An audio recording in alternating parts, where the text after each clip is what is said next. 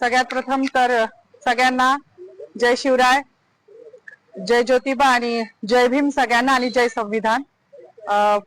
काय बोलावं मला काही समजत नाहीये, पण आज संविधान दिवस आहे हे सगळ्यांना माहिती आहे. कुठल्या पण महापुरुषाने कुठल्या विशिष्ट जातीसाठी काम नाही केले आणि त्याच्यामध्ये स्त्रियांसाठी ज्यांनी काम केले ते माझ्यासाठी पुनर्जन्म देणारं व्यक्तिमत्व आहे. मग ते महात्मा फुले तर आहेच, ज्यांनी शिक्षण दिलं. त्यानंतर रघुनाथ कर्वे ज्यांनी संतती नियम देऊन स्त्रियांचं आयुष्य सुकर केलं. आणि तिसरे म्हणजे जे कायमच ज्यांना पिढ्यानपिढ्या त्यांचं ऋण फिटणार नाही असे डॉक्टर बाबासाहेब आंबेडकर, ज्यांनी हिंदू कोड बिल, म्हणजे आज मला शोकांतिका आहे की मी जेव्हा जय भीमचा नारा लावला तेव्हा मला पोलीस स्टेशनला घेऊन येणारी जी महिला होती तिला पण म्हटलं, बाई आज तुझी वर्दी घालून मला घेऊन चाली ना पोलीस स्टेशनला, हे पण त्या बाबासाहेबांची कृपा आहे बरं तुझ्यावर. मला हसायला आलं, मी अजूनही आनंदी आहे, मला काही वाईट वाटत नाहीये. माझी नोकरी, माझं प्रमोशन मला काहीच कळत नाही, कारण माझ्या बाबासाहेबांनी हिंदू कोड बिलाचा जो राजीनामा दिला होता तो माझ्यासारख्या महिलांसाठी दिला होता. त्यांना माहिती होतं का भविष्यात माधवी जाधव जन्माला येणार आहे नाशिकमध्ये आणि ती माझ्या अस्तित्वासाठी लढणार आहे? नव्हतं माहिती, पण आमचं अस्तित्व निर्माण व्हावं. आज ज्या बसल्या आहेत ना तिकडे मंत्रिमंडळात डोक्यावर पदर घेऊन निवडणुकीपुरत्या, त्या पण बाबासाहेबांच्या जीवावर बसल्या आहेत. नाही तर विशिष्ट जातीने तेच काम करायचं असं लिहून ठेवलं होतं. चूल आणि मूल याच्या पलीकडे ह्यांच्या संविधानानुसार कुठला वाव स्त्रीला नव्हता. आणि ज्या संविधानाने आज मला ही ताकद दिली आहे त्या बाबाला जेव्हा हे संपवायला जात आहे तेव्हा त्यांची ही लेख तेवढ्याच निडरतेने उभी राहिली आणि ह्याचा मला खूप अभिमान आहे. जास्त काही बोलणार नाही. गिरीश महाजनांनी जो बाबासाहेबांचा अपमान केला आहे तो भरून निघण्यासारखा नाही. म्हणजे त्यांच्या दृष्टिकोनातून पाप धुवायला आता कुंभमेळा येतोय, तिथे जरी त्यांनी नदीत आंघोळ केली तरी तो धुतला जाणार नाही, इतकं मोठं पाप त्यांनी केलेलं आहे. त्यांचं पाप जेव्हा संविधानाच्याच मार्गाने त्यांच्यावर ॲट्रॉसिटी दाखल होईल ना तेव्हाच ते धुतलं जाईल. एवढीच माझी मागणी की त्यांच्यावर ॲट्रॉसिटी दाखल करावी, अन्यथा ह्याच ठिकाणी मी उपोषण चालू करणार आहे. केलंच आहे असं समजा, जोपर्यंत त्यांच्यावर ॲट्रॉसिटी दाखल होत नाही. बाकी मला काही म्हणायचं नाही. पुन्हा एकदा जय भीम. डॉक्टर बाबासाहेब आंबेडकरांचा, डॉक्टर बाबासाहेब आंबेडकरांचा, भारतीय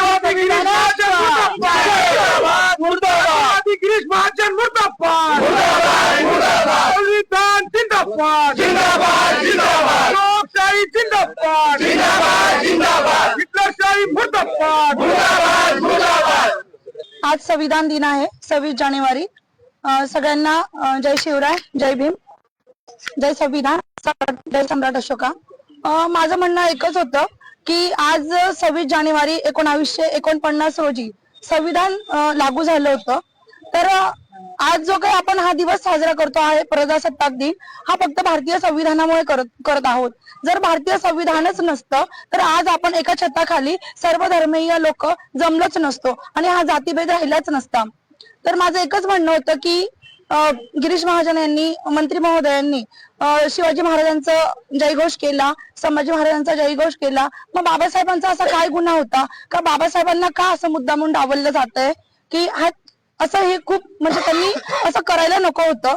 म्हणजे परेड चालू होती ग्राउंडवर आणि परेड चालू असताना जेव्हा घोषणा दिल्या गेल्या की छत्रपती शिवाजी महाराजांची जय घातली गेली, परत संभाजी महाराजांचं नाव घेतलं गेलं, आता बाबासाहेब त्यांची घोषणा केली जाईल, पण तसं झालंच नाही. असं रक्त उफाळून येत होतं, परंतु एक जाण्याची वाट बघत होतो की कधी आपली परेड सुटेल आणि मंत्री महोदयांना आपण त्यांना हा जाब विचारू किंवा त्यांनी असं का केलं आपण विचारू. म्हणजे आमच्या मॅडम तिथवर पोहोचल्या, त्यांची धावपळ होती, त्यांच्या पाठीमागे मी पण गेली की त्यांना माईक मिळावा आणि त्यांनी हे त्यांना सांगावं की का झालं असं, की बाबासाहेबांचं नाव का घेतलं गेलं नाही. तर मला एकच सांगायचं आहे सर्व जनतेला की ज्या संविधानामुळे आपण आहोत त्या संविधानाचे आपण सगळे रक्षक आहोत. तुम्ही मानलं अगर नाही मानलं तरी सुद्धा हा देश भारतीय संविधानावरच चालणार आहे. आम्हाला मनुस्मृती नको आहे, आम्हाला फक्त संविधान हवं आहे आणि लोकशाही हवी आहे. लोकशाही वाचवण्यासाठी आम्हाला जे करता येईल आम्ही ते करू. आज आमच्या माधवीताई आणि सौकुर मॅडम यांनी नाशिक येथे गिरीश महाजन यांचं ज्यावेळेस भाषण चालू होतं त्या भाषणामध्ये डॉक्टर बाबासाहेब आंबेडकरांचं नाव न घेतल्या कारणानं जो संतप्त सवाल व्यक्त केलेला आहे, त्यांच्या या भूमिकेशी वंचित बहुजन आघाडी ठामपणे उभी आहे.